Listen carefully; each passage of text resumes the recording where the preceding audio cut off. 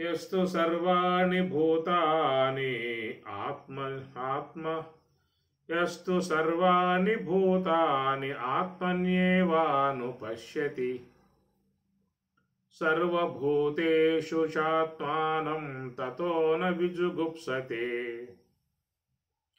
యస్మిన్ సర్వాణి భూతాని ఆత్మైవాభూద్విజానతః తత్ర కో మోహః కః శోకః ఏకత్వమనుపశ్యతః సపర్యగాచక్రం అకాయమవ్రణం అస్నావిరగం శుద్ధమపాపవిద్ధం కవిర్మనీషీ పరిభూ స్వయంభూ యథా తద్యతో అర్థాన్ వ్యతథా శాశ్వతీభ్యః సమాభ్యః.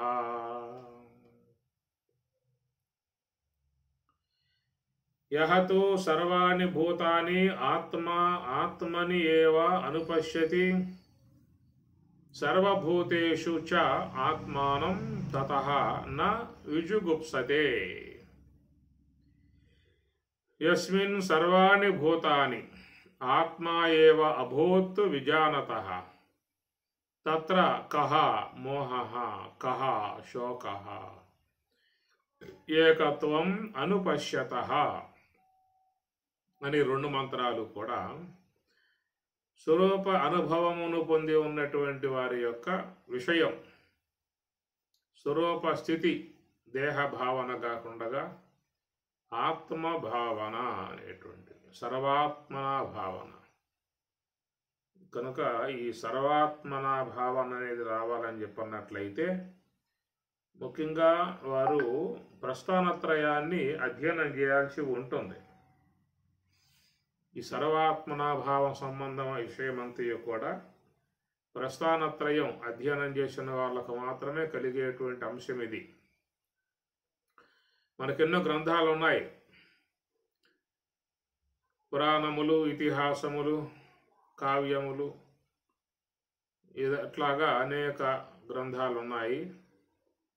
వాటిల్లో ధర్మాలు అనేటువంటి అంశాలు మాత్రమే వస్తాయి. పురాణములు వాటిల్లో దేవతా సంబంధమై ఉన్నటువంటి అంశములు, విష్ణు పురాణం విష్ణువుని గురించి, శివపురాణం శివుని గురించి, దేవి భాగవతం అమ్మవారి గురించి, ఇట్లా మరి ఆ దేవత సంబంధమై ఉన్నటువంటి అంశములే తెలియబడతాయి పురాణాల ద్వారా. ఇక ఇతిహాసము అనేటువంటివన్నీ కూడా ఈ విధంగా జరిగి ఉండేను పూర్వకాలంలో అనేది. భాగవతాది ఏవైతే ఉన్నాయో అవన్నీ కూడా భాగవతం పురాణం అంటారు, భారతాన్ని ఇతిహాసం అంటారు, రామాయణాన్ని కావ్యము అని చెప్పని అంటారు. కనుక కావ్యం అంటే వర్ణ ఎక్కువ ఉంటుంది, వాటిల్లో కావ్యం అంటారు. ఇతిహాసము అంటే ఈ విధంగా జరిగి ఉండెను, అది భారతం కూడా దాంట్లో ధర్మాలు ప్రధానంగా వచ్చేటువంటి అంశములు. రామాయణం కూడా చూసినట్లయితే ధర్మ అధర్మాలు అనేటువంటి అంశాల మీదే ఎక్కువగా కొనసాగేటువంటి కథాంశము. ఈ ప్రకారంగా ఆత్మ సంబంధమై ఉన్నటువంటి విషయం మనకి రావాలని చెప్పన్నట్లయితే ముఖ్యంగా ఉపనిషత్తులు, భగవద్గీతను అధ్యయనం చేసినటువంటి వారికి మాత్రమే వస్తుంది. ఇక్కడ ఆత్మ యొక్క అనుభవాన్ని పొందినటువంటి వారు, ఆ సర్వాత్మన భావన ఎవరికైతే వస్తుందో వారికి సంబంధించినటువంటి అంశాన్ని మనకి ఈ రెండు మంత్రాలు తెలియజేస్తున్నటువంటి విషయం. ఇది చాలా గొప్ప విషయం. ఇది అంత తేలిగ్గా వచ్చేటువంటిది కాదు. ఎంతో ఆధ్యాత్మికం అధ్యయనం చేసినా కానీ రావాలని చెప్పన్నప్పటికి కూడా కొంత సాధనా సంబంధమై అనుభవం ఉన్నటువంటి వారికి వస్తుంది. యః తు సర్వాణి భూతాని ఆత్మని ఏవ అనుపశ్యతి. యః ఎవడైతే సర్వాణి భూతాని సమస్తమగు భూతములు అంటే జీవులు, భవతీతి భూతం పుట్టాయి కాబట్టి వాట్లను భూతములు అన్నారు. ఈ విధంగా లోకంలో అనేక రకాలైన జీవులు ఎన్నో ఉన్నాయి. 84 లక్షల రకాల జీవులు వివిధ ఆకారాలతో విరాజమానముగా ఉన్నటువంటివి. ఇట్లా సర్వాణి భూతాన్ని ఎన్నో జీవులు విశ్వంలో ఉన్నాయి. ఆ విధంగా ఉన్నటువంటి వాటి యందు ఆత్మని ఏవా అనుపశ్యతి, ఆత్మని ఏవా అన్నాడు. ఆత్మన్యేవా అనుపశ్యతి, ఆత్మని ఏవా. కనుక ఈ విధంగా రకరకాలైనటువంటి ఉపాధులు ఉన్నప్పటికీ కూడా ఉపహిత చేతనం దాన్ని బ్రహ్మము అంటారు. ఉపాధులున్న ఉపహిత చేతనం బ్రహ్మం. దాన్ని అనుపశ్యతి దర్శిస్తూ ఉన్నటువంటి వాడు. అటనే సర్వభూతేషు అన్నాడు. సమస్త ప్రాణులయందు, ఇది సప్తమి భక్తి బహువచనం. సర్వభూతేషు సమస్త భూతములయందు చ మరియు ఆత్మానం అనగా తనను అనుపశ్యతి చూస్తూ ఉన్నటువంటి వాడు. తతః అటు పిమ్మట నా విజుగుప్సతే, విజుగుప్సతే, బి అనే ఉపసర్గది. వి కనుక పక్కన పెట్టినట్లయితే జుగుప్సతే అనే విషయం వస్తుంది. జుగుప్సాకరం అని చెప్పనంటే ఏహ్యం అన్నమాట. జుగుప్స మనం కొన్ని దృశ్యాలు చూసినప్పుడు జుగుప్సను పొందుతాం, అంటే వేహ్యత్వమును పొందుతాం అన్నమాట.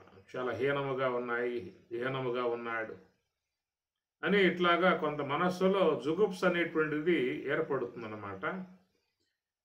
సర్వసాధారణంగా లోకంలో అందరికీ కొన్ని దృశ్యాలు చూసినప్పుడు, కొన్ని సన్నివేశాలు చూసినప్పుడు జుగుప్సకు గురవుతూ ఉంటారు. అనగా అసహ్యించుకోవటం అని అర్థం వస్తుంది. జుగుప్స అంటే అసహ్యించుకోవటం అని చెప్పనేటువంటి. కనుక ఈ భావన ఎందుకు వస్తుందనేది చూసినట్లయితే మనకు ఉపాధుల యందు భావం ఉండటం కారణంగా ఆ ఉపాధులు హీనముగా ఉండే ఉంటాయి, ఉన్నతంగా ఉండే ఉంటాయి. ఉన్నతముగా ఉన్నటువంటి వాటిలో యందు ఇలువలతో చూసే భావన ఉంటుంది. ఉన్నతం కాకుండా ఉన్నటువంటి వాటి యందు జుగుప్స అనగా హీనముగా చూసే విధానం ఉంటుందన్నమాట. ఇవి వ్యక్తిగతంగా ఉండేటువంటివి, కులపరంగా ఉండేటువంటివి, మతపరంగా ఉండేటువంటివి. ఇట్లా తక్కువ చేసి వ్యక్తులను మాట్లాడేటువంటివన్నీ కూడా వస్తూ ఉంటాయి. మనకు మనీషా పంచకంలో కూడా శంకరాచార్యుల వారు జుగుప్స గురవుతాడు కదా. చండాలుడు ఒక బాగా తప్ప తాగి వస్తూ ఉన్నప్పుడు శంకరులు జుగుప్సను పొందుతాడు, అంటే ఏహ్యము, దూరంగా పో దూరంగా పో దూరంగా పో అని. ఇలాగా వ్యక్తుల యందు ఒక దూరంగా పో అంటరానితనము అంటాడు. ఇవన్నీ ఎందుకు వచ్చినాయి వ్యక్తులు అని చెప్పనంటే ఆత్మభావన లేదని చెప్పనే భావన. ఆత్మజ్ఞాని ఎట్లా ఉంటాడనే మాటకి మీకు భగవద్గీతలో కూడా విద్యావనై సంపన్నే బ్రాహ్మణే గవిహస్తిని సునిచైవ స్వపాకేచ పండితాహ సమదర్శన అని కూడా స్వామి చెప్పారు. పండితులై ఉన్నటువంటి వారి భావన సమదర్శన అనేది చెప్పుకొచ్చిన మాట. పండితులు అనే మాట కూడా వివరణాత్మకముగా స్వామివారు చెప్పుకొచ్చారు. మన వేద పండితులు అని చెప్పనంటే వేదాలను బాగా కంఠస్థం చేసి నిరంతరంగా వాట్లను వల్లి వేస్తూ ఉంటారు. అలాగా శాస్త్ర జ్ఞానం కలిగి ఉన్న వాళ్ళని మనం పండితులు అని చెప్పి అనుకుంటూ ఉంటాం. కానీ స్వామివారు మాత్రం గీతలో పండితులు అనే మాటకి చాలా గొప్ప అర్థాన్ని ఆయన తెలియజేశాడు. ఎవరైతే జ్ఞానాగ్ని ద్వారా సమస్త కర్మలు కాల్చివేసి స్వరూప అనుభవాన్ని పొంది ఉంటారో, తన యొక్క యోగ సమాధి అంటాం కదా, అటు యోగ సమాధి సంబంధ అనుభవాన్ని పొంది ఉన్నటువంటి వారిని పండితులుగా చెప్పేటువంటి మాట పరమాత్మ. కాబట్టి అలాంటి స్వరూపస్థితి ఉన్నది. ఆ స్వరూపస్థితి అనేది రావాలని చెప్పనంటే మనకు మాటల వల్ల వచ్చేది కాదు. ఎన్నో గ్రంథాలు అధ్యయనం చేస్తాము, కానీ ఆ చేసినంత మాత్రంతో మనకి అది రాదు. ఏదో నేను దేహం కాదు, స్థూల దేహం కాదు, సూక్ష్మ దేహం కాదు, కారణ దేహం కాదు అని చెప్పని మనం భావిస్తాం. కానీ ఇక్కడ చెప్పేది ఏంటంటే కేవలం భావం మాత్రం కాదు, పశ్యతి చూస్తూ ఉన్నాడు. అందరూ బ్రహ్మమే, అందరిలో ఉంది ఆత్మయే, ఏ దేహాలు వేరుగా ఉన్న ఆత్మ అనేది ఒకటిగా ఉన్నది. కాబట్టి ఆత్మ యొక్క విషయంలో కులాలు లేవు, మతాలు లేవు, గీతాలు లేవు, ఏమీ లేవు అని మనం మాట మాత్రముగా అంటూ ఉంటాం.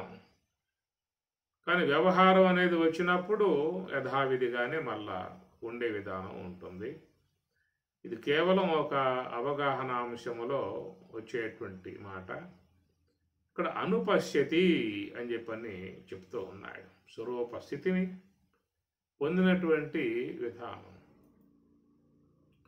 ఈ స్వరూప భావన అనేటువంటి అంశం పరమాత్మ భగవద్గీత 18వ అధ్యాయంలో చెప్పుకొస్తాడు. సిద్ధిం ప్రాప్తో యథా బ్రహ్మ తథాప్నోతి నిబోధ మే సమాసేనైవ కౌంతేయ నిష్ఠా జ్ఞానస్య యా పరా అంటాడు. సిద్ధిం ప్రాప్తః యథా బ్రహ్మ, యథా ఏ ప్రకారముగా బ్రహ్మము యొక్క విషయంలో సిద్ధిం ప్రాప్తః సిద్ధిని పొంది ఉన్నటువంటి వాడు అన్నాడు. తథా ఆప్నోతి నిబోధమే, తథా ఆప్నోతి నిబోధమే, అలాంటి ఆ విషయం నిబోధ తెలుసుకొనుము అని పరమాత్మ ఇక్కడ ఆ సిద్ధిని పొందిన విధానం, స్వరూపానుభవాన్ని పొందిన విధానాన్ని గురించి సమాసేనైవ సంక్షేపముగా నీకు జ్ఞానస్య నిష్ఠ అన్నాడు. జ్ఞానం యొక్క సంబంధమై ఉన్నటువంటి పరా, యయా పరా, ఏ యొక్క పరా శ్రేష్టమై ఉన్నటువంటి జ్ఞానస్య నిష్ఠ, జ్ఞాన సంబంధమై ఉన్నటువంటి యొక్క నిష్ఠ, అది కేవలం స్వరూప అనుభవం. నియతా స్థితిర్నిష్ఠ అష్టాగతి నివృత్తవు అంటారు. దాన్ని బ్రహ్మనిష్ఠ అని చెప్పని అంటారు. నియతా స్థితిర్నిష్ఠ, జ్ఞానస్య నిష్ఠ అనేటువంటి మాట అది బ్రహ్మనిష్ఠ అనే అంశానికి వస్తుంది. ఒకటేమో శ్వాసనిష్ఠ, రెండవది బ్రహ్మనిష్ఠ. ఈ రెండు మీకు భగవద్గీతలో స్వామివారు 3వ అధ్యాయం సందర్భాలలో చెప్పుకొచ్చే విషయం ఉన్నది. లోకేస్మిన్ ద్విధా నిష్ఠా పురా ప్రోక్తా మయా నఘ జ్ఞానయోగేన సాంఖ్యానాం కర్మయోగేన యోగినాం.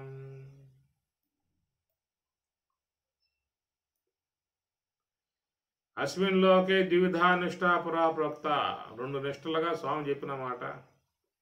ఒకటి మరి ఆ శ్వాస యందు మనసును పెట్టి చేసేటువంటి ఒక నిష్ఠ, నిలకడగా ఉన్నటువంటి మనస్సుని నిలకడగా పెట్టటము. ఇది కూడా చాలా గొప్ప విషయం, సామాన్య విషయం కాదు. మనస్సును నిలకడగా పెట్టడం అని చెప్పనంటే మాట మాత్రంగా చెప్పుకోవటంలో చాలా సులభంగా ఉంటుంది. కానీ దాన్ని ఆ విధంగా పెట్టడం అని చెప్పనంటే ఎంతో సాధనా బలం. భక్త్యా యుక్తో యోగ బలేనా అని స్వామి చెప్పినట్లుగా మనస అచలేన, మనస్సుని అచలంగా పెట్టడం అని చెప్పనంటే భక్త్యా యుక్తో యోగ బలేనా అని స్వామి చెప్తాడు. అందుకే తన యోగ బలం కావాలన్నాడు, భక్తి బలం కావాలన్నాడు, జ్ఞాన బలం కావాల్సి ఉంటుంది. ఇవన్నీ కూడా సమకూర్చుకోవాలి. అవి ఉన్నటువంటి వారిలే మనస అచలేన, మనస్సును నిశ్చలంగా పెట్టే విధానం ఉంటుంది. అది మొదటి అంశముగా శ్వాసనిష్ఠ అని చెప్పని అంటారు. ఇక్కడ పరమాత్మేమో నిష్ఠ జ్ఞానస్య, జ్ఞాననిష్ఠ అని చెప్పి అంటూ ఉన్నారు. కర్మనిష్ఠ, దాన్ని యోగనిష్ఠ అని చెప్పని అంటారు. అది ఉన్నత స్థాయికి పోయినట్లయితే స్వరూపస్థితి అని చెప్పని దాన్ని తురీయము యోగ సమాధి, అలాంటి ఆ స్థితికి పోయినటువంటి దానిని జ్ఞాననిష్ఠ. అలాంటి జ్ఞాననిష్ఠ సంబంధమై ఉన్నటువంటి అంశం సమాసేనైవ అనగా సంక్షేపముగా నీకు చాలా తక్కువ మాటల్లో నీకు ఆ విషయాన్ని తెలియజేస్తా అని చెప్పేసి అని స్వామివారు చెప్తున్నాడు. అయితే ఈ మాటలు ఎందువల్ల స్వామివారు వాడారని చెప్పానంటే పై శ్లోకంలో కూడా ఇదే ప్రస్తావన చేస్తాడు. అసక్త బుద్ధి సర్వత్రా జతాత్మ విగత స్పృహ నైష్కర్మ్య సిద్ధిం పరమాం సన్యాసేన అధిగచ్చతి. నైష్కర్మ్య సిద్ధిం అంటాడు. అది నైష్కర్మ్య సిద్ధి అని పేరు పెట్టాడు. అనగా బ్రహ్మము యొక్క స్థూరూప స్థితి, బ్రహ్మములో తానుట, బ్రహ్మమే తానై ఉన్నటువంటిది. అది రావాలని చెప్పని అన్నట్లయితే దాన్ని సంక్షేపముగా ఆ విషయాన్ని మీకు స్వామివారు చెప్తా అని చెప్పని మాటిచ్చి, బుద్ధ్యా విశుద్ధయా యుక్తః ధృత్యాత్మానం నియమ్య చ శబ్దాదీన్ విషయాన్ త్యక్త్వా రాగద్వేషౌ యుధస్య చ వివిక్త సేవీ లఘ్వాసి యతవాక్కాయ మానసః ధ్యానయోగపరో నిత్యం వైరాగ్యం సముపాశ్రితః. ఇది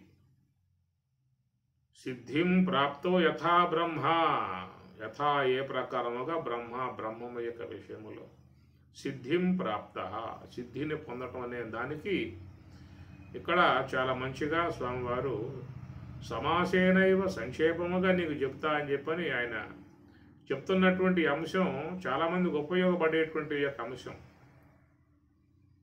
ఇంత లెక్క పరిశీలనా భావనగా ఎవరో కూడా రావటం లేదు. చాలామంది కేవలం శాస్త్రం వరకు ఆగిపోయి శ్రవణ మాత్రంతోనే లభ్యమయ్యేదిగా భావించుకుంటూ అట్లా కేవలం పరోక్ష జ్ఞానం వరకు మాత్రమే ఆగి నేను బ్రహ్మము అహం బ్రహ్మాస్మి అనేటువంటి భావన వరకే సాధారణంగా లోకంలో చాలామంది ఉంటూ ఉన్నారు. ఒకసారి మనసు పెట్టి భగవద్గీతలో ఉన్న అంశాలని స్పష్టముగా చూడగలిగినట్లయితే వాళ్ళకి చాలా విషయాలు గోచరిస్తాయి. అంత లెక్క ఎవరు రావటం లేదు. కాబట్టి గీత ప్రామాణికంగా పెట్టుకోవాలి. దాంట్లో ఉన్న అంశాలని మనసుకి చక్కగా తీసుకున్నట్లయితే మనకు ఒక డైరెక్షన్, మంచి మార్గాన్ని అందించే విధానం అవుతుంది భగవద్గీత. ఇక్కడ మనకి సిద్ధిం ప్రాప్త యథా బ్రహ్మ, లోకంలో అందరూ కూడా బ్రహ్మమునే అపేక్షిస్తూ ఉన్న విషయము, బ్రహ్మమును పొందాలనేటువంటి యొక్క ఆలోచనతోనే అందరూ ఉన్నారు. బ్రహ్మము అనే మాటకి మనం ఏం చెప్పుకుంటున్నామంటే ఆనంద స్వరూపమే బ్రహ్మం అనే విషయంగా శాస్త్రం కూడా చెబుతున్న విధానం. కాబట్టి ఆనందో బ్రహ్మేది విజానాత్. కాబట్టి ఆనందాన్ని అపేక్షించి లోకంలో అందరూ ఉన్నటువంటి విధానం కనుక సిద్ధిం ప్రాప్త యథా బ్రహ్మ, యథా ఏ ప్రకారంగా బ్రహ్మము ఆప్నోతి పొందే విధానం అనేటువంటిది ఏర్పడుతుందో దానికి సంబంధించిన అంశాన్ని స్వామివారి చాలా వివరణాత్మకముగా, సంక్షిప్తముగా వివరణాత్మక అంశముగా చెప్తున్నటువంటిది. ఇదేమిటంటే బుద్ధ్యా విశుద్ధయా యుక్త అంటాడు. బుద్ధిని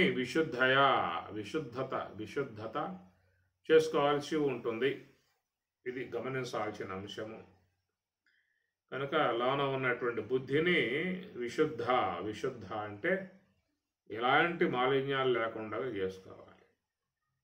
ఎందుకంటే ఆ బుద్ధి అనేది బ్రహ్మములో చేరాలి, బ్రహ్మములో లయం కావాలి. బ్రహ్మములో చేరితే కదా బ్రాహ్మీ అనుభవం, అది యోగ సమాధి అయ్యేది. మరి ఆ బ్రహ్మమును పొందాలని చెప్పి అన్నట్లయితే అది మనస్సు అనేది బుద్ధి అని అంటాం, మనస్సు అని చెప్పి అని అంటాం. అది శుద్ధం కావాల్సి ఉంటుంది. స్వామి చెప్పే మాట శుద్ధత పొందకుండగా బ్రహ్మము యొక్క సిద్ధిని పొందే అవకాశము లేదు అనేది స్వామివారి ప్రగాఢంగా చెబుతున్నటువంటి మాట. బుద్ధ్యా విశుద్ధయా, బుద్ధి చాలా శుద్ధం కావాలి అన్నాడు. దాంట్లో ఉన్న మాలిన్యాలు మొత్తం కూడా తొలగిపోవాలి. అవి పోవాలంటే ఏం చేయాలనే మాట కింద కూడా చాలా విషయాలు స్వామి చెప్పుకొస్తాడు. ధృత్యాత్మానం నియమ్యచ, ధైర్యముతో, ధృత్య అంటే ధైర్యం, ఆత్మానం నియమ్య మనస్సును బాగా నియమించాలి. మనోనిగ్రహత మనస్సుని తన అధీనంలోకి తెచ్చుకునేటువంటి ఒక ప్రయత్నము అది రావాల్సి ఉంటుంది. బ్రహ్మము యొక్క అనుభవాన్ని పొందాలని చెప్పన్నట్లయితే తాను చేయాల్సిన విధానం ఇది. ఏదో మేము యజ్ఞాలు చేసాం, యాగములు చేసాం, పూజలు చేసాం, వ్రతాలు చేసాం, కుంభాభిషేకాలు చేసాం, లక్ష ఒత్తులతో వెలిగించాం, కోటి దీపాలు వెలిగించాం, లక్ష పుష్పాలతో కోటి పుష్పాలతో ఆరాధించాం. ఇవన్నీ లోకంలో భక్తిపరంగా చేసుకుంటూ ఉన్నారు. అది కేవలం భక్తి భావంలో చేరి ఉన్న అంశమే తప్ప మరి సిద్ధిం ప్రాప్త యథా బ్రహ్మ, బ్రహ్మము యొక్క ప్రాప్తిని పొందాలన్నా బుద్ధ్యా విశుద్ధయా, బుద్ధిని విశుద్ధముగా ఉంచుకోవాలన్నా ఆత్మానం నియమ్య, మనస్సును నియమించాలని చెప్పనన్నా ఇవన్నిటికీ కూడా ఇక్కడ స్వామి గారు కూడా చెప్పేటువంటి యొక్క మాట ధ్యానం అనే అంశాన్ని ఇక్కడ ఆయన ప్రస్తావిస్తూ ఉన్నాడు. ధ్యాన యోగ పరో నిత్యం వైరాగ్యం సముపాశ్రిత, ధ్యానయోగ పరః నిత్యం, ధ్యానయోగ పరః నిత్యం వైరాగ్యం సముపాశ్రిత. వైరాగ్యంను ఆశ్రయించి ఉండాలి. ధ్యానయోగ పరః, ధ్యానమునందు బాగా ఇంట్రెస్ట్, ఆసక్తి అనేటువంటిది ఉండాలి అంటున్నారు. ఎందుకంటే సిద్ధిం ప్రాప్త యథా బ్రహ్మ, బ్రహ్మము యొక్క ప్రాప్తిని అపేక్షించినటువంటి వారు, మేమే అపేక్షించలేదు కదా బ్రహ్మము యొక్క ప్రాప్తి అనేటువంటిది, మాకు బ్రహ్మముతో ఏం పని, కనుక మేము దేవతలను ఆరాధించుకుంటూ దేవతలను సేవ చేసుకుంటూ ఉన్నాం, ఆ దేవతల ద్వారా మాకు కలిగే ప్రయోజనం కలుగుతుంది, మాకున్న దుఃఖాలు, మాకున్న బాధలు, మాకున్న సమస్యలు మేము దేవతారాధన ద్వారానే పొందుతూ ఉన్నప్పుడు ఇంకా సిద్ధిం ప్రాప్త యథా బ్రహ్మ, బ్రహ్మము అనే అసలు ఆ బ్రహ్మం అంటే మాకేమీ తెలియదు కూడా, మాకెవరు చెప్పింది లేదు, మాకు కూడా తెలియదు. మాకు చిన్నప్పటి నుంచి తెలిసింది ఏమిటంటే శివాలయాలు శివుడు, రామాలయాలు రాముడు, వైష్ణవాలయాలు విష్ణువు, అమ్మవారి ఆలయాలు దేవి జగన్మాతల.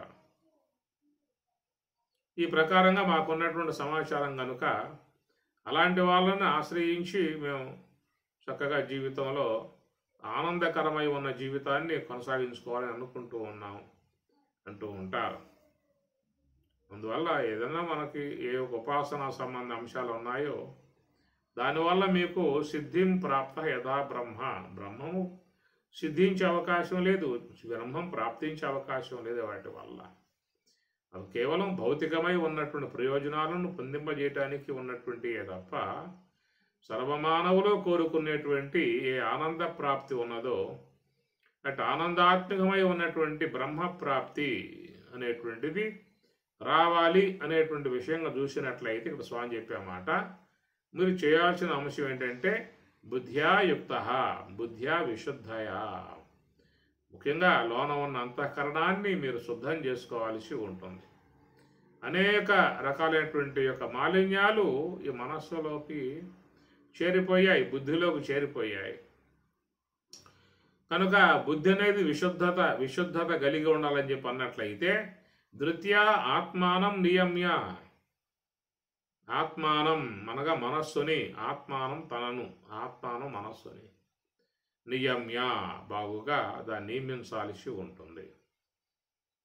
మరి మనస్సుని ఈ విధంగా నియమించాలని చెప్పనే మాట చెప్పినట్లయితే ఎట్లా నియమించాలి? బయట ఉన్న వస్తువు కట్టిపారేస్తాం, బయట ఉన్న జంతువులు మనం కట్టేస్తా ఉన్నాం, అలాగే ఏదైనా జంతువుగా ఉన్నట్లయితే దాన్ని తాడేసి కట్టేస్తాం. కానీ ఇది ఎక్కడో లోపల చేరిపోయి ఉంది కదా, మరి ఆ లోపల చేరి ఉన్నటువంటి యొక్క స్వరూపాన్ని నియమించటము అని చెప్పినట్టు ఏ ప్రకారంగా నియమించే అవకాశాలు ఉంటాయి అనేది మహాత్ములు ఆలోచించిన అంశము. ఎందుకంటే మనస్సుకు సన్నిహితముగా చాలా ఉన్నాయి. ఏమున్నాయని చెప్పనే మాట కూడా పరమాత్మ ఎక్కడ శబ్దాదీన్ విషయాన్ని అన్నాడు. శబ్దాదీన్ విషయాన్ని సన్నిహితంగా ఉన్నాయి ఇవన్నీ కూడా, బయట ఉన్నటువంటి శబ్ద స్పర్శ రూప రస గంధాలు చాలా దగ్గరగా ఉన్నటువంటి అంశాలు. కాబట్టి ఈ ప్రకారంగా మనసు అనేది మరి నియమింపబడటం అనే అంశం లేకుండా అది ఎప్పుడు కూడా పరుగులు చేస్తూ ఉంది. కాబట్టి దానిని ముఖ్యంగా నియమించాలి అనేది స్వామివారు చెబుతున్నటువంటి మాట. ఆ నియమించడానికి గల విధానాల గురించి స్వామివారు చెబుతూ ఇక్కడ ధ్యాన యోగ పరోనిత్యం దానికి ఇంకా చెప్పుకొస్తూ ఉన్నారు. వివ్యక్త సేవి లఘ్వాసి యత వాక్కాయ మానసహ అని కొన్ని అంశాలు మనం ఇక్కడ అందిస్తూ ఉన్నాడు. వివ్యక్త సేవి లఘ్వాసి, వివ్యక్త సేవి ఎక్కువగా ఏకాంత ప్రదేశాన్ని ఎన్నిక చేసుకుంటూ ఉండమని చెప్పి అంటూ ఉన్నాడు. ఎప్పుడెప్పుడు నీకు అవకాశాలు లభిస్తూ ఉంటాయో అవకాశం ఇప్పుడు వచ్చినప్పుడల్లా కూడా మరి ఏకాగ్రముగా మనసును పెట్టుకునే విధానంగా ఒంటరిగా ఉన్నట్లయితే ఎక్కువగా సమయం మనకు వృధా అయ్యే అవకాశం ఉండదు. జంటలతో కూర్చున్నట్లయితే ఇక వాళ్ళు ఏవేవో పట్టుకొస్తారు, పడేస్తూ ఉంటారు. మన వాళ్ళతో కూడా మాట్లాడాల్సి ఉంటుంది. దానివల్ల ధ్యానం కుంటుపడే పరిస్థితి కూడా ఏర్పడుతుంది. దానివల్ల సమయం కూడా చాలా వృధా అయిపోయే పరిస్థితి ఉన్నది. మనకు జీవితంలో లభ్యమయ్యేటువంటి అవకాశాలని సమయాలని వీలైన వరకు వాడుకునే ప్రయత్నం చేయాలి. అవి ధ్యానానికి వాడుకోవాలి. వాడుకునే ప్రయత్నం అంటే మనం వాడుకుంటూనే ఉన్నాం. ఏదైనా మధ్యలో ఖాళీ వస్తే టీవీ ముందేసి కూర్చోవటము, ఇంకేదన్నా మధ్యలో ఖాళీ వస్తే ఎవరితోనో సంభాషించుకునే విధానంగా కూర్చోవటము, ఈ ప్రకారంగా ఏవో కల్పించుకుంటూ ఉంటాం. ఉన్న సమయాన్ని కల్పించుకుంటూ ఉంటాం. మనం వాటితోనే ఆ సమయాన్ని మనం గడిపేసుకుంటూ పోతూ ఉన్నాం. మన జీవితంలో మనకు నిరుపయోగముగా జీవితం 90% పోతుందండి. 10% ఏమన్నా మనం వాడుకుంటున్నామేమో తప్ప 90% పోతుంది జీవితం. మేఘములు వర్షించే జలధారలు వాటిని వినియోగాత్మకముగా మనం వాటిని భద్రంగా కాపాడుకునే విధానం 10% అయితే మిగతా 90% జలం మొత్తం కూడా మళ్ళా సముద్రానికి వెళ్ళిపోతూ ఉన్నది. నదుల ద్వారా, నదీ ప్రవాహముల ద్వారా పడ్డటువంటి భగవంతుడు కురిపించినటువంటి యొక్క జలధారలు ఆ భూమి మీద నుంచి నదుల రూపకంగా జాలువారి చివరికి మరలా సముద్రంలోకే వెళ్ళిపోతూ ఉన్నాయి. మనం ఆ జలాన్ని వాడుకుంటున్నది కేవలం 10% వరకే. ఆ చెట్లకు కానీ మన యొక్క తాగటానికి వాడుకోవటానికి 10% వాడుకుంటున్నావేమో. మిగతా 90% తిరిగి మరలా అది జలం సముద్ర గర్భంలోకి వెళ్ళిపోతూ ఉన్నది. ఆ ప్రకారం మనకు వచ్చినటువంటి జీవన విధానం కూడా మనం ప్రయోజనాత్మకముగా మన జీవితాన్ని చూడండి. నిన్న పోయింది, మొన్న పోయింది, పోయిన వారం పోయింది, పోయిన నెల పోయింది, పోయిన సంవత్సరం పోయింది. విధముగా గడిచిపోయేటువంటి సమయాలు చూసినట్లయితే మన కళ్ళ ముందే అవి నిరుపయోగముగా పోతా ఉంది జీవితం. దాన్ని మనం మన జీవన విధానానికి అనుగుణ్యముగాను, మన ధ్యానానికి ఉపకారముగాను, ఇలా సద్విచారణకు ఉపయోగముగాను ఉపయోగించుకునేటువంటి జీవితం మనకి రోజు మొత్తంగా మీరు చూడండి ఎంత ఉంటుందో మీరు గమనించుకోవచ్చు. మిగతా జీవితం అంతా కూడా అట్లాగా వృధాగా వెళ్ళిపోతూ ఉన్నది. ఆ విధంగా పోయి నది ఎట్లా సముద్ర గర్భంలో కలిసిపోయిందో అట్లా మన జీవితాలు కూడా కాలగర్భంలో కలిసిపోతూ ఉన్నాయి. మళ్ళా నదీ జలాలు తిరిగి మరలా సముద్రంలో పోయిన జలాలు ఉప్పు అయిపోయినాయి, ఉప్పులోకి వెళ్ళిపోయినాయి, వాళ్ళు ఉప్పుమయం అయిపోయినాయి. నదీ ప్రవాహంగా ఉన్నంత వరకు తీయగా ఉంటాయి. చూడండి, ఎప్పుడు మళ్ళా సముద్ర గర్భంలోకి పోయాయో మొత్తం ఉప్పుగా మారిపోతాయి. ఆ ప్రకారంగా మరి మన జీవితములు, మానవ జీవితాలు ఎంతో గొప్పగా, సర్వోన్నతముగా, అన్ని జీవుల కంటే కూడా ఉన్నతముగా, గొప్పవిగా ఏర్పడ్డటువంటి జీవితము. దాన్ని మనం మన వివేకం ఉపయోగించి మనకున్నటువంటి జ్ఞానాన్ని వినియోగించి దానిని ఆ సమయాన్ని మంచిగా ఉపయోగముగా అది తాత్విక పరంగా, జీవన పరంగా వాడుకోగలిగే విధానాలు కొద్దిమందికి లోకంలో ఉన్నాయి. వాళ్ళు ఎప్పుడూ కూడా జీవితాన్ని భద్రపరుచుకుంటూ ఉంటారు. సమయాన్ని ఇలా వరకు ప్రయోజనాత్మకముగా వాడుకోవటానికి ప్రయత్నం చేస్తూ ఉన్నారు. అట్లా చేసినటువంటి వారే అచిరకాలంలో వాళ్ళ జీవితాలని ఒక ప్రయోజనాత్మకముగా ఒక ధన్యత పొందింపజేసుకున్న విధానముగా వాళ్ళు వచ్చి సంతృప్తికరంగా ఆ జీవితాన్ని అటు భౌతికంగాను సంతృప్తికరంగా జీవిస్తూ ఉన్నారు. అటు పారమార్థికముగా జ్ఞానపరంగా నివృత్తి మార్గముగా కూడా సంతృప్తికరంగా వాళ్ళు ఆధ్యాత్మిక తత్వాన్ని ఆస్వాదిస్తూ జీవించే విధానం చేసుకుంటూ ఉన్నారు. ఇట్లా లోకంలో కొద్ది శాతం వరకు మాత్రమే మరి ఆ జీవన విధానాన్ని అడ్డుకట్ట వేసి, ఎట్లా నది అనే దాని మీద వారధి కట్టి దాన్ని అడ్డుకట్ట వేసి మళ్లించి ఎట్లా సస్యశ్యామలంగా పంటలు పండించుకునే విధానంగా జలాన్ని వినియోగింప చేసుకుంటూ ఉన్నారో, అట్లా కొద్దిమంది మాత్రమే పోతున్నటువంటి ఆ జీవన కాలాన్ని అడ్డుకట్ట వేసి దాన్ని తన వైపుకు తిప్పుకుని మంచిగా జీవించేటువంటి వాళ్ళు ఉన్నారు. అనుక్షణం వారి గమనికలో వాళ్ళు ఉంటారు. దాని విషయంగా పరమాత్మ చెప్పిన మాటే తస్మాత్ సర్వేషు కాలేషు మాం అనుస్మర అని. తస్మాత్ సర్వేషు కాలేషు యోగయుక్తో భవార్జున అని ఆ పదాలు స్వామివారు వాడుతూ ఉన్నారు. నీకున్న సమయం అంతా కూడా జపం కోసంగా వాడుకోవని, నీకున్న ఇచ్చిన సమయాన్ని ధ్యానం కోసంగా వాడుకోమని చెప్పే మాట. మరొక సందర్భంలో కూడా పరస్పరం బోధయంతః అని కూడా అంటూ ఉన్నాడు. మచ్చిత్త మద్గత ప్రాణ బోధయంతః పరస్పరం. మత్తు చిత్త నా యందు నీ యొక్క చిత్తాన్ని నియమించు. మద్గత ప్రాణ నీ యొక్క ప్రాణవాయువుల్ని నా యందు ప్రవేశింపచేయి. విడిగా ఉన్నప్పుడు ఖాళీగా ఉన్నప్పుడు బోధయంతః పరస్పరం ఇరువురు కూడా కూర్చొని ఒక సత్సంబంధ విషయాలని మరి ఉపనిషత్తులు కానీ భగవద్గీత ఇత్యాది వాట్లను పరస్పరం బోధయంతః ఆ విధంగా చర్చించుకోమని చెప్పనేటువంటి విధానముగా. కాబట్టి ఉన్న సమయాన్ని అటు పారమార్థికముగా వినియోగింపజేసుకోవటంలో మనం కృతకృత్యులం కావాలి. రెండవది భౌతికముగా ఉన్న విషయంలో కూడా దాన్ని ఒక ప్రయోజనాత్మకముగా జీవితాన్ని తృప్తికరంగా ప్రశాంతముగా ఆనందముగా ఉండే విధానముగా సంతోషకరముగా ఉండే విధానముగా జీవితాన్ని జీవించటం.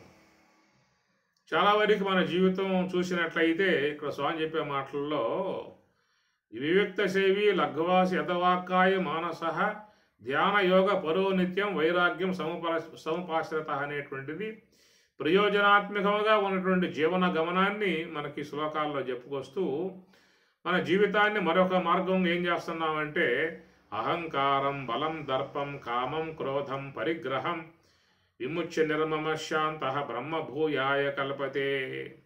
అహంకారం బలం దర్పం కామం క్రోధం పరిగ్రహం అన్నాడు ఇక్కడగా. పరిగ్రహం విముచ్య ఈ రెండు కూడా వహించాల్సి ఉంటుంది. పరిగ్రహం విముచ్య అహంకార సంబంధమై ఉన్నటువంటి జీవన విధానం. అహంకారం బలం దర్పం. దర్పం అంటే దాన్ని మనకి వ్యావహారిక భాషలో పొగరబట్టి ఉన్నాడురా అంటూ ఉంటారు. పొగరగలిగి ఉన్నాడు, పొగరబట్టి ఉన్నాడు. వాడి ప్రవర్తన చూసి చాలామంది మాటలు పాడుతూ ఉంటారు, వాడు బాగా పొగరబట్టి ఉన్నాడు. దాన్ని దర్పం అని చెప్పి అంటాను. అంటే గొప్పగా అదేదో చేసుకోవాలని చెప్పని చేసే పనిగా చేస్తూ ఉంటాడు. కామం క్రోధం ఈ ప్రకారంగా మానసిక సంబంధమై ఉన్నటువంటి ప్రకృతి వస్తువులైనటువంటి వాటి యందు మరి మునిగినప్పుడు కామం క్రోధం, ఎక్కడైతే కోరికలు ఏర్పడుతూ ఉంటాయో ఆ కోరిక తీరకపోతే క్రోధం. సరే, ఇక్కడ కొన్ని అంశాలు మన ముందు ఆయన గారు ప్రస్తావింపజేస్తూ ఉన్నారు. చాలా వరకు ఏంటంటే ఇలాంటి గుణాలతోనే జీవితం ఉద్వేగాలకు, ఆవేశాలకు, భయాలకు, భీతులకు, విభేద భావాలకు, వైషమ్యాలకు విమర్శలకు, వాళ్ళ గురించి వీళ్ళ గురించి దాని గురించి దీని గురించి మన అక్కర్లేనటువంటి యొక్క చెత్త అంతా పైన వేసుకునే పని పెట్టుకుంటున్నటువంటి విధానం. ఎక్కడెక్కడో మొత్తం ఊడ్చుకొచ్చి ఆ చెత్త అంతా కూడా పైన వేసుకునే పరిస్థితి. అందుచేత ఇది మన సమయాన్ని, మన జీవితాన్ని చాలా వరకు వీటి ద్వారా వృధా చేసుకునేటువంటిదిగా పోతూ ఉన్నది.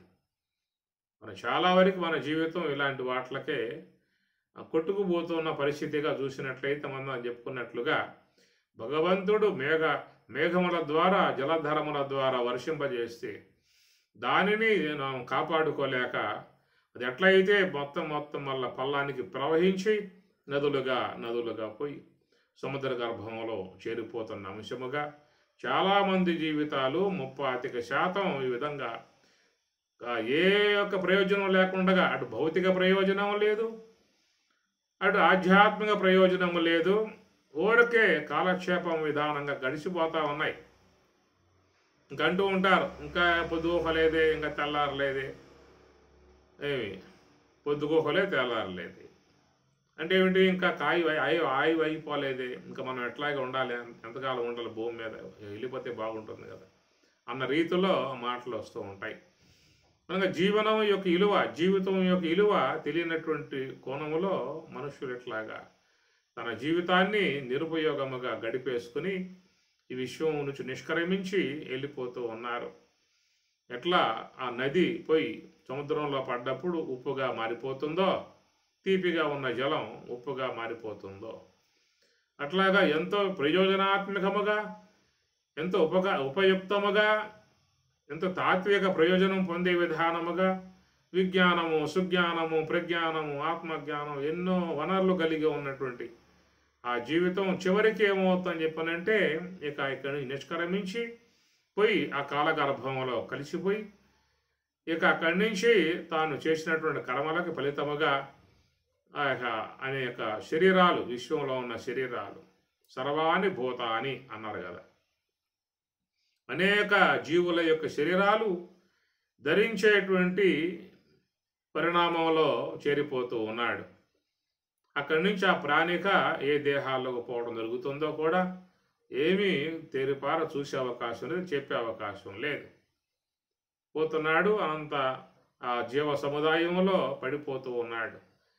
అక్కడి నుంచి అనేక శరీరాలు దేహాలు ఎత్తుతూ యాతస్య హి ధ్రువో మృత్యు ధ్రువం సో అని చెప్పినట్లుగా ఆశ్రయం యోని మాపన్న మూడ జన్మని అనే విధానంగా ఆ జీవితం వెళ్ళిపోతుంది. అలాంటి ఆ ప్రాణి తిరిగి మరలా ఈ విజ్ఞానాత్మకమై, సుజ్ఞానాత్మకమై, ఆత్మజ్ఞాన విధానముగా ఉన్నటువంటి ఈ తనువు వైపుకి రావటం అని చెప్పనంటే అది ఎంతో అదృష్టముతో చేరి ఉన్న మాటగా మహాత్ములు దుర్లభం మానుషం రూపం అని కూడా చెబుతూ ఉన్నారు. దుర్లభం త్రయం ఏతత్ దైవానుగ్రహేతుకం మనుష్యత్వం, ముముక్షత్వం, మహాపురుష సంశ్రయ. దుర్లభం అని మనకి మహాత్ములు ప్రస్తావిస్తున్నటువంటి అంశము. కాబట్టి అందువల్ల ఈ జీవిత విధానాలని ప్రతి అనుక్షణం, ప్రతి సెకండు, ప్రతి నిమిషం కూడా గమనికలోకి తెచ్చుకున్నట్లయితే మనం పారమార్థిక ప్రయోజనం ఎక్కువగా పొందే అవకాశం ఉంటుంది. అటు భౌతికంగా కూడా సుఖశాంతులతో జీవించే అవకాశం ఏర్పడుతుంది. దాన్ని విఘాతం కలగజేసేటువంటివిగా ఉన్నటువంటి అహంకారం, బలం, దర్పం, కామం, క్రోధం అని ఏ గుణాలైతే ఉన్నాయో అవన్నీ పైనేసుకోవటం వల్ల జీవితం చాలా వరకు దుర్భరప్రాయంగా గడిచిపోతున్నటువంటిది. చాలామంది పని కట్టుకొని దాని గురించి, దీని గురించి, వాళ్ళ గురించి, వీళ్ళ గురించి అన్నీ సమకూర్చుకొని ఎవరు దొరుకుతారా అని చెప్పేసి అని కాసు కూర్చుని అక్కడి నుంచి వాళ్ళతో ఆ సమయం అంతా కూడా అట్లా గడిపేసుకునే ప్రయత్నాలు చేస్తూ ఉన్నారు. ఇదంతా కూడా జీవన విధానాన్ని దెబ్బతీసేటువంటి యొక్క పరిస్థితి. ఇదంతా కూడా జీవన విధానాన్ని దెబ్బతీసేటువంటి యొక్క పరిస్థితి వచ్చేటువంటివి. కాబట్టి పరమాత్మ ఇక్కడ మనకి సిద్ధిం ప్రాప్తో యథా బ్రహ్మ అన్న మాటను తీసుకొని ఎట్లా నువ్వు బ్రహ్మమును సిద్ధింపజేసుకుంటావు? ఎందుకంటే మీకు ఇక్కడ ఈశావాస్యాన్ని మీకు ప్రధానంగా చెబుతూ ఉన్నాను. ఈశావాస్యంలో వారు చెప్పినటువంటి అంశం ఏంటంటే యహతు సర్వాణి భూతాని ఆత్మని ఏవ అనుపశ్యతి. ఇది సామాన్య విషయం కాదు.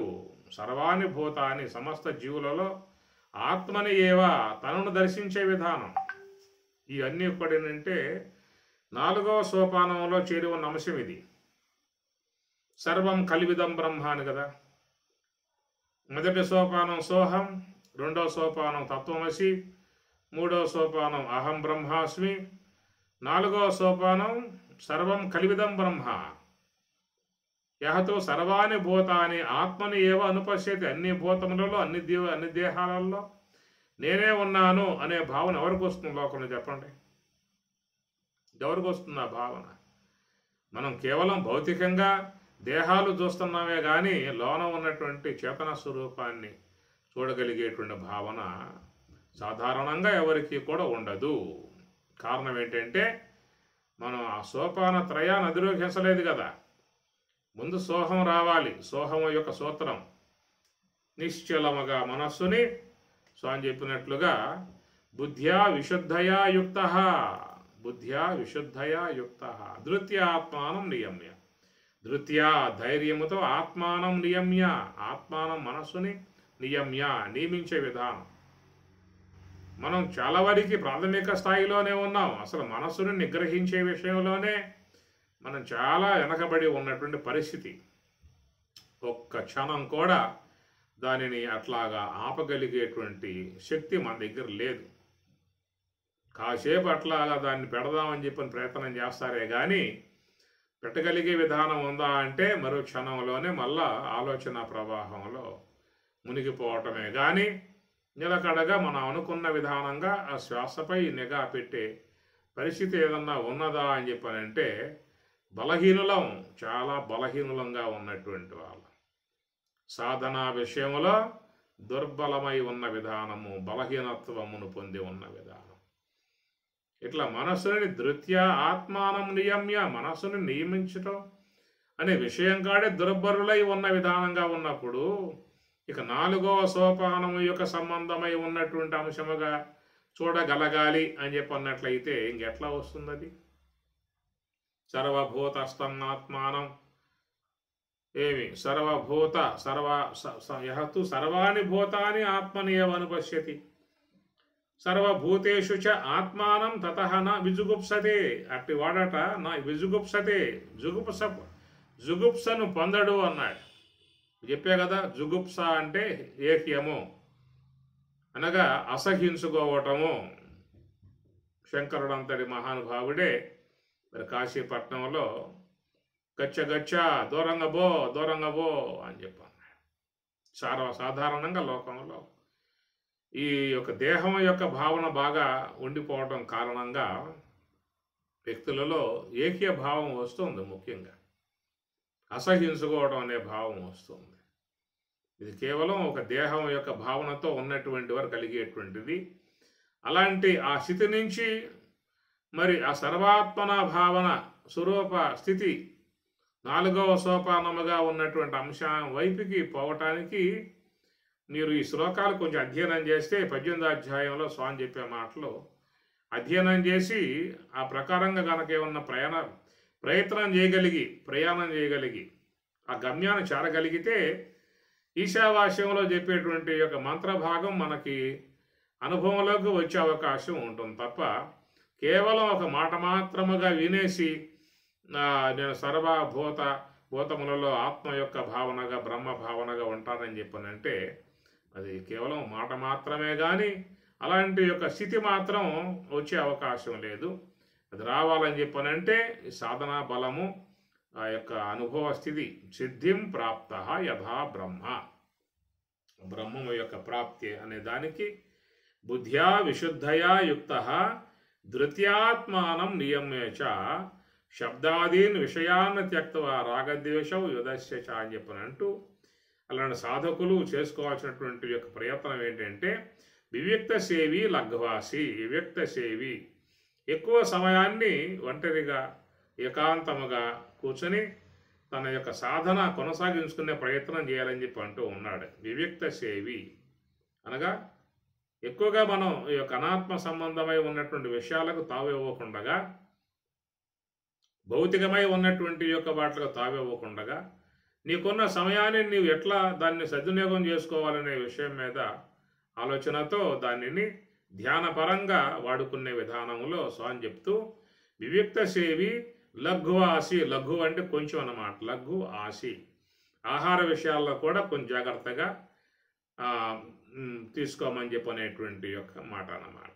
ఎందుకంటే ఎక్కువగా అమితంగా తీసుకున్నట్లయితే ధ్యానానికి విఘ్నత ఏర్పడే అవకాశం ఉంటుంది. కాబట్టి లఘువాసి అని చెప్పనంటూ, యతవాక్కాయ మానస, యత అంటే నియమించటం, వాక్కు కాయ మానస, వీటిని త్రికరణములు అని చెప్పని అంటారు.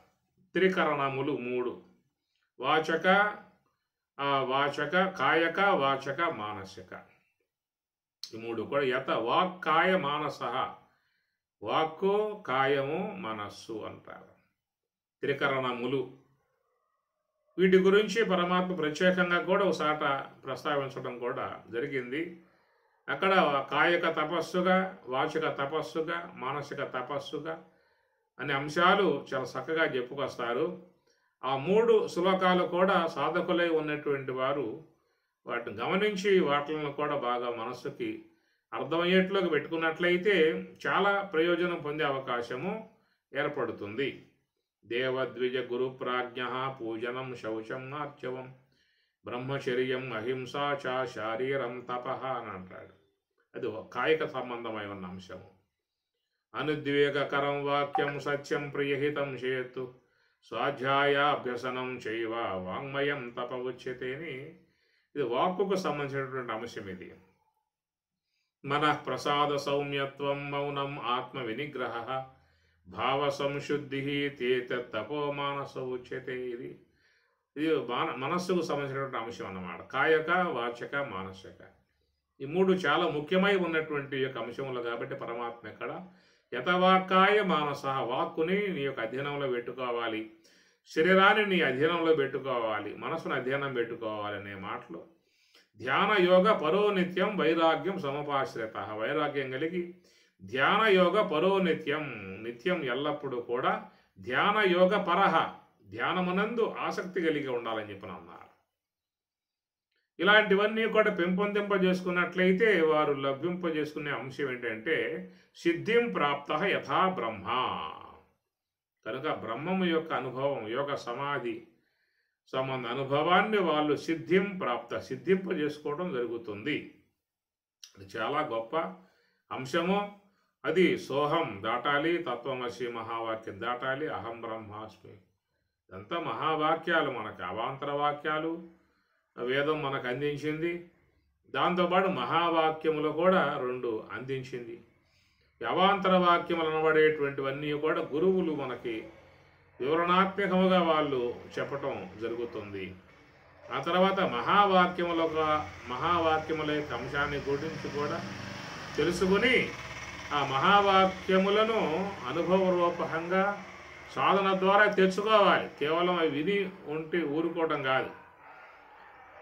అవాంతర వాక్యములు అనబడేటువంటివి మాత్రం వినాలి. ఇలా మహావాక్యములు అనబడేటువంటివన్నీ కూడా సాధన ద్వారా వాటను సిద్ధింపజేసుకోవాల్సి ఉంటుంది.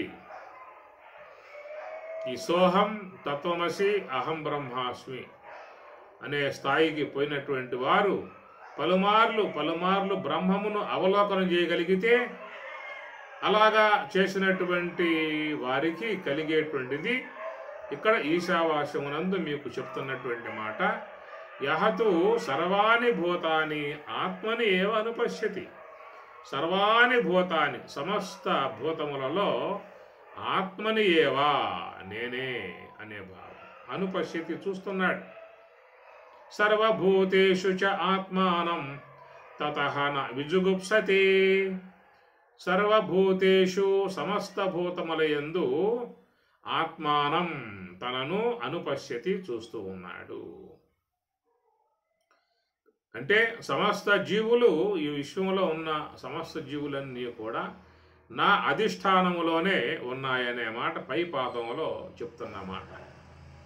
యహతు సర్వాణి భూతాని ఆత్మనియేవ, తన యందే ఉన్నాయి, నా అధిష్టానములో ఉన్నాయి, నా ఆధారముతో ఉన్నాయి. నా శరీరములో ఉన్నటువంటి జ్ఞానేంద్రియములు, కర్మేంద్రియములు, అంతరేంద్రియములు, ప్రాణవాయువులే ఇవే కాదు, ఈ విశ్వంలో ఉన్నటువంటి సమస్త దేహములు నా అధిష్టానములో ఉన్నాయి. అంటే బ్రహ్మముకు నా అధిష్టానములో ఉన్నాయనేటువంటిది ఒక అంశమైతే, కింద పాదములో సర్వభూతేషు, సమస్త జీవులలో ఉన్నటువంటి ఆత్మానం నేనే, అన్ని దేహాలలో కూడా నేనే ఉన్నాను అనేటువంటి విషయాన్ని అనుపశ్యతి, చూస్తూ ఉన్నాను. విద్యావనే సంపన్నే బ్రాహ్మణే గవిహస్తిని సునిశైవ స్వపాకేశ పండిత సమదర్శన అని చెప్పారు కదా. పండిత సమదర్శన, పండితులు సమదర్శన, దర్శిస్తూ ఉన్నారు, చూస్తూ ఉన్నారు. ఇక్కడ పశ్యతి అన్నాడు, అక్కడేమో స్వామివారు సమదర్శన, సమ అంటే బ్రహ్మము, దర్శన దర్శిస్తూ ఉన్నారు. ముందటగాను పెంచుగటమును గన్నట్లు బ్రహ్మంబుతను దాగనినంతలో నిఖిలముంతానై వెలుంగుందగన్ అని రాముడు చెప్పేమాట అమనస్క యోగంలో. ముందటగాను పెంచుగటమును గన్నట్లు బ్రహ్మంబుతను దాగనినంతలో నిఖిలముంతానై వెలుంగున్. ఎదురుగా ఉన్న ఘటాన్ని ఏ ప్రకారంగా చూస్తూ ఉన్నానో ఆ ప్రకారముగా మరి అంతర్ముఖ విధానములో తన స్వరూప ఆనంద స్థితిని సంపూర్ణముగా నేను అక్కడ అంత స్పష్టముగా దర్శించుకుంటూ ఉన్నానేటువంటి మాట. ఇవన్నీ కూడా సామాన్యమైనటువంటి విషయాలు కావు, ఇది మనకు చాలా దూరముగా ఉన్నటువంటి అంశాలు. ఎన్నిసార్లు విన్నా కానీ మనకి దాని యొక్క విషయం ఏదో అవగాహన అనేది వస్తుందేమో కానీ అనుభవరూపకంగా వచ్చే అవకాశం లేదు. అనుభవరూపకంగా రావటం అని చెప్పనంటే ఇక్కడ భగవద్గీత 18 అధ్యాయాలు చెప్పినట్లుగా స్వామి చెప్పినటువంటి మాటలను మననం చేసుకోవాల్సి ఉంటుంది. సిద్ధిం ప్రాప్త యథా బ్రహ్మ తథాప్నోతి నిబోధమే. ఏ యొక్క బ్రహ్మము యొక్క స్వరూపానుభవాన్ని మహాత్ములు జ్ఞాననిష్ట ద్వారా పొందుతూ ఉన్నారో అలాంటి యొక్క విషయం నీకు సంక్షిప్తంగా చెప్పబోతున్నాను అని చెప్పేసిన స్వామివారు బుద్ధ్యా విశుద్ధయా యుక్త ధృత్యాత్మానం నియమే. కనుక నీ యొక్క మనసును ముందు నియమించాలి, నీ బుద్ధిని శుద్ధం చేసుకోవాలి అనేటువంటి మాటలో. ఆ తర్వాత వివ్యక్త సేవి లఘ్వాసి, కొంచెం ఏకాంత ప్రదేశంలో ఎక్కువ సమయాన్ని నీవు స్పెండ్ చేయాలి. లఘ్వాసి, ఎక్కువగా ఆహార విషయాల మీద పడి వాటిలో తినటమే పనిగా పెట్టుకోమాక తగు మాత్రంగా దాన్ని ఆహారాన్ని తీసుకునే విధానం చేసుకో. యత వాక్కాయ మానసః, నీ యొక్క వాక్కుని కాయాన్ని మనస్సుని కొంచెం అట్లను అదుపులో చేసుకో. అవకాశం దొరికిందా అని చెప్పనంటే అమ్మటే మన యొక్క వాక్కులతో ప్రపంచం మీద పోయి పడతాం, మనస్సుతో పోయి పడతాం. ఇట్లాగా త్రికరణాలని అట్లను అదుపులో పెట్టుకునే విధానంగా కూడా నువ్వు చేసుకోవాల్సి ఉంటుంది. ఇవన్నీ కూడా చేసుకున్నట్లయితే ధ్యానయోగ పరహ, ధ్యానమునందు నీకు బాగా మంచి పొట్టు ఏర్పడే అవకాశం ఏర్పడుతుంది. ఆ ధ్యానానికి ఉపకరించే అంశముగా ఉన్నటువంటి వైరాగ్యం సముపాశ్రిత, వైరాగ్యాన్ని చక్కగా కలిగి ఉండు. ఇవన్నీ కూడా స్వామివారి ఇక్కడ సిద్ధిం ప్రాప్త యథా బ్రహ్మ, బ్రహ్మమును సిద్ధింపజేసుకునే విషయముగా చెప్పుకొచ్చేటువంటి మాటలు. ఈ 3 శ్లోకాలు కొంచెం మీరేమన్నా మనసు పెట్టి అధ్యయనం చేసుకోగలిగితే ఇంకా బాగా మంచి అవగాహన వచ్చే అవకాశము ఉంటుంది. ఇలాంటి అంశాన్ని జీవితంలో పాటించిన వాళ్ళకి వచ్చే అనుభవంగా 4వ సోపాన అంశముగా ఈశావాస్యములో మనకి 6వ మంత్రంలో చెప్పేటువంటి మాట, యహతు సర్వాణి భూతాని ఆత్మని ఏవ అనుపశ్యతి, అనగా తన అన్ని భూతములలో తానే ఉన్నాడనేటువంటి భావన, అన్ని జీవులు నా అధిష్టానములో ఉన్నాయనేటువంటి భావన మీకు 6వ మంత్రంలో చెబుతూ 7వ మంత్రం చూసినట్లయితే యస్మిన్ సర్వాణి భూతాని ఆత్మ ఏవ అభూత్ విజానతః, ఇది పూర్ణముగా వచ్చేసిన అనుభవం మీకు ఇది. యస్మిన్ ఎవని యందు సర్వాణి భూతాని సమస్త భూతములు ఆత్మ ఏవ అభూత్ విజానతః, సర్వం కలిమిదం బ్రహ్మ, అంతటా కూడా బ్రహ్మమే ఉన్నది, బ్రహ్మమే అనే భావన. ఆత్మభూత్ విజానతః, కనుక విజానత తెలుసుకుంటూ ఉన్నాడో, అపరోక్ష జ్ఞానం తెలుసుకుంటూ ఉన్నాడో, తత్ర తత్ర ఆ విషయమున కహ మోహ కహ శోక, ఇక వాడికి మోహము లేదు, కహ శోక శోకము లేదు అన్నాడు. మరి ఏముందాయా? ఏకత్వం అనుపశ్యత, ఏకత్వమై ఏకమై ఉన్నటువంటిది బ్రహ్మము. సజాతీయ విజాతీయ స్వగత భేద రహితమై ఉన్నటువంటి ఏ బ్రహ్మమైతే ఉన్నదో అట్టి బ్రహ్మము యొక్క అనుభవములో ఉన్నటువంటి వానికి కహ శోక కహ మోహ, వాడు మోహం ఎందుకు ఉంటుంది? ఇంకా మోహం లేకపోతే శోకం ఎట్లా ఉంటుంది? తలతి శోకం ఆత్మవితు, ఆ శోకం దాటినటువంటి వాడు ఆత్మవితు, ఆత్మజ్ఞాని. ఈ రెండు మంత్రాలు కొంచెం బాగా మీరు అధ్యయనం చేసే ప్రయత్నం చేయండి. బాగా మంచి మంచి భావాన్ని ఇచ్చేటువంటి మంత్రాలు రెండు కూడా. యహతు సర్వాణి భూతాని ఆత్మని ఏవ అనుపశ్యతి, సర్వభూతేషు చ ఆత్మానం తతః న జుగుప్సతే, వాడు జుగుప్స గురికాడు అన్నాడు పై మంత్రంలో. 7వ మంత్రం చూసినట్లయితే యస్మిన్ సర్వాణి భూతాని ఆత్మా ఏవ అభూత్ విజానత, ఆత్మా ఏవ అభూత్ అయి ఉన్నటువంటి వాడై, విజానత బాగుగా తెలుసుకుంటున్నటువంటి వాడై ఉన్నటువంటి బ్రహ్మజ్ఞానికి తత్ర ఆ విషయమున మోహ కహ, మోహం ఎక్కడిది? శోక కహ, శోకం ఎక్కడిది?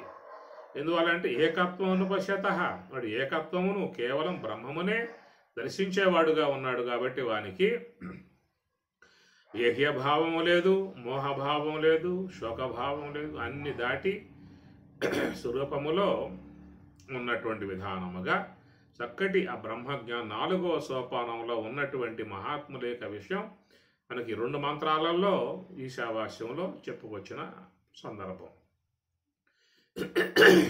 ఓం సహనా భవతు సహనౌ భునక్తు సహ వీర్యం కరవావహై తేజస్వినావధీతమస్తు మా విద్విషావహై. ఓం శాంతి శాంతి శాంతి. హరి ఓం తత్సతు. శ్రీ గురుభ్యో నమః. హరి ఓం.